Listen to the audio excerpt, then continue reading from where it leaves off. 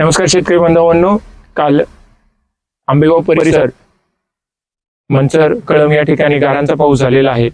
शेतकऱ्याच्या हातातोंडाशी आलेला घास हिरवला जाण्याचे चान्सेस झालेले आहेत आणि या ठिकाणी कांदा पीक आता काढण्याचं काम चालू आहे. तर कांदा पिकाचं अतोनात नुकसान झालेलं आहे. ज्या शेतकऱ्यांच्या आजला काल आणि आज कांदा काढणी चालू आहे त्यांचं खूप सारं नुकसान झालेलं आहे. तर त्यामध्ये आज आपल्यासोबत कळम येथील शेतकरी आहेत. आपण त्यांच्याकडे जाणून घेऊया त्यांची कालच्या पावसामुळे काय नुकसान झाले, त्यांची काय व्यथा आहे. नमस्कार, मी चिंतामण कोंडवळे बोलतोय. आपलं किती क्षेत्र आहे साधारणपणे कांद्याचं आता हे? 1 एकर क्षेत्र आहे. बरं, 1 एकर क्षेत्राचं तुमच्याकडे काल किती गारा प्रमाणात पाऊस झालेला आहे? भरपूर प्रमाणात झालेले आहेत. तुमचं साधारणपणे हे 1 एकर तुमचं कांद्याचं शेत आहे, तर याला साधारणपणे तुम्हाला रोप टाकण्यापासून तर काढणीपर्यंत किती खर्च येतो? मार्केटला जातपर्यंत किती खर्च येतो? 1 ते 1.25 लाख रुपये खर्च येत आहे.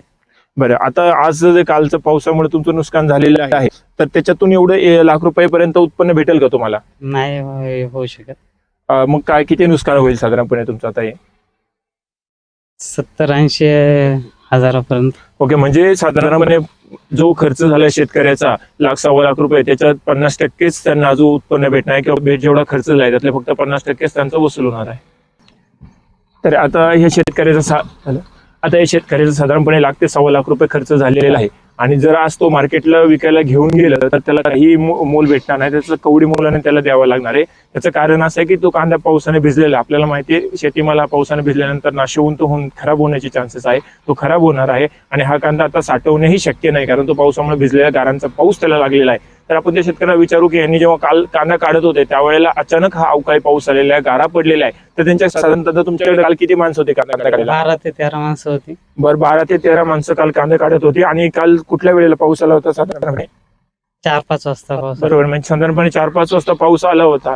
मग कालच्या तुम्हाला त्या माणसांचा पूर्ण रोज द्यायचा आहे का आता उद्या त्यांना? त्यांना 12 ते 13 माणसांचा काल पाऊस आल्यामुळे पूर्ण दिवसाचा रोजही त्यांना देणे आणि अजून त्यांचं एवढं नुकसान पण झालेलं. जर तुम्ही आजूबाजूला पाहिलं तर साधारणपणे जर तुम्ही साईडचे जर कांदे पाहिले ते सगळे कांद्यांनी काल उपटलेले होते आणि काल आरणही गोळा केलेली होती. पण पावसात अचानक अवकाळी पाऊस आल्यामुळे त्यांचे आरणही पूर्ण कांदा भिजून गेलेला आहे. शासनाला सर्व शेतकऱ्यांच्या वतीने ॲग्रीटॉक चॅनलच्या माध्यमातून शासनाला प्रशासनाला विनंती आहे की या शेतकऱ्यांचे लवकरात लवकर पंचनामे करून त्यांना त्याची भरपाई मिळण्यासाठी प्रयत्न करावे आणि बाजार समित्यांसाठी शासनाने निर्णय द्यावा की किमान आधारभूत किंमत ही कांद्याला देण्यात यावी, जेणेकरून शेतकऱ्याचा जो काही खर्च होतो तो कमीत कमी वसूल व्हावा, अशी शेतकऱ्यांची कळकळीची विनंती शासनाकडे ॲग्रीटॉक चॅनलच्या मार्फत आम्ही करत आहोत. तर आपण शेतकऱ्यांना विचारूया की त्यांचं गेल्या वर्षीचं काय झालं होतं आणि आज ह्या वर्षीचा काय फरक जाणवतो त्यांना. तर तुमचं गेल्या वर्षी कांद्याचं कसं झालं होतं, काय परिस्थिती? गेल्या वर्षी पण अवकाळी पावसामुळे नुकसान झाले होते, त्याची भरपाई काय भेटली नाही. बरोबर, गेल्या वर्षीही त्यांचं अवकाळी पावसामध्ये नुकसान झालं होतं आणि ह्याही वर्षी नुकसान झालेलं आहे. पण त्यांचं असं म्हणणं आहे की त्यांना गेल्या वर्षी जे काही नुकसान झालं त्याची त्यांना काही नुकसान भरपाई भेटली नाही. तर ह्या वर्षी तरी किमान त्यांना नुकसान भरपाई भेटावी, कारण नाही तर दिवसेंदिवस शेतकरी हा कर्जबाजारी आणि कर्जबाजारी झाल्यानंतर तो वेगळ्या मार्गाला जातो. तर ते होऊ नये त्यासाठी शासनाला विनंती आहे की त्याने शेतकऱ्यांसाठी काहीतरी निर्णय घ्यावा. मी वंदना गजानन कोंडवळे बोलते, राहणार कळम गणेशवाडी.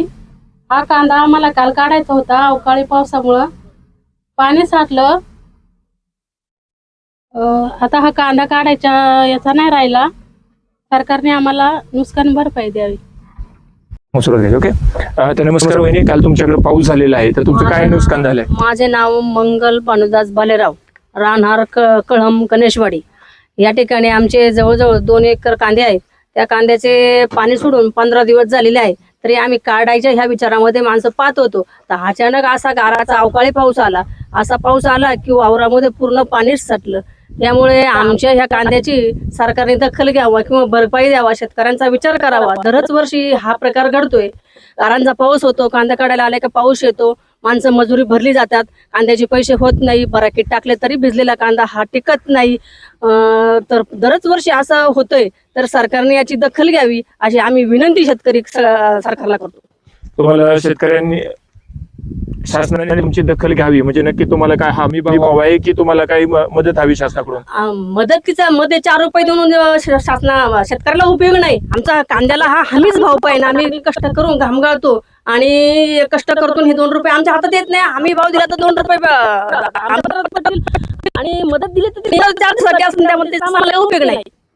तर नक्कीच शेतकरी बांधवांनो, जसं की वहिनी म्हणालात की त्यांना काही मदत देण्यापेक्षा त्यांना कशाची आवश्यकता आहे, तर हमी भावाची आवश्यकता आहे, जेणेकरून त्यांनी जो काही खर्च केलेला असतो तो तरी त्यांचा कमीत कमी वसूल व्हावा ही त्यांची माफक इच्छा आहे.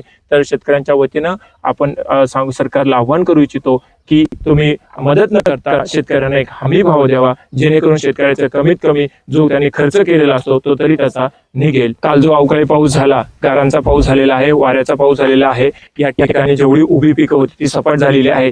मुख्य करून कांदा पिकावरती मोठा परिणाम झालेला आहे. तर सर्व शेतकऱ्यांच्या वतीने मी ॲग्रीटॉक चॅनलच्या वतीने शासनाला विनंती करतो की आपण या शेतकऱ्यांचा लवकरात लवकर पंचनामा करावा व त्यांना नुकसान भरपाई कशी मिळेल यासाठी प्रयत्न करावे. धन्यवाद.